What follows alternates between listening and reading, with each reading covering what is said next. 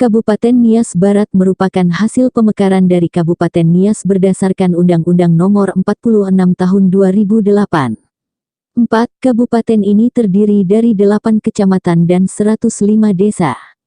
Nias Barat menjadi daerah otonomi baru, DOB pada masa Bupati Nias Binahati B. Baiha dan Presiden Republik Indonesia Susilo Bambang Yudhoyono. Menteri Dalam Negeri Republik Indonesia Mardianto meresmikan Nias Barat menjadi DOB, Selasa tanggal 26 Mei tahun 2009, sekaligus melantik Faduhusi Daeli sebagai penjabat Bupati Pec Nias Barat. Setelah 18 bulan Faduhusi Daeli mengundurkan diri sebagai penjabat Bupati Nias Barat oleh karena menjadi calon Bupati Nias Barat definitif.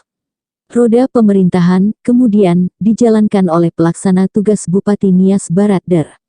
Sudirman Waruwu. Pada tanggal 2 Februari tahun 2011 untuk pertama kalinya, Nias Barat melaksanakan pemilihan kepala daerah dan wakil kepala daerah pilkada.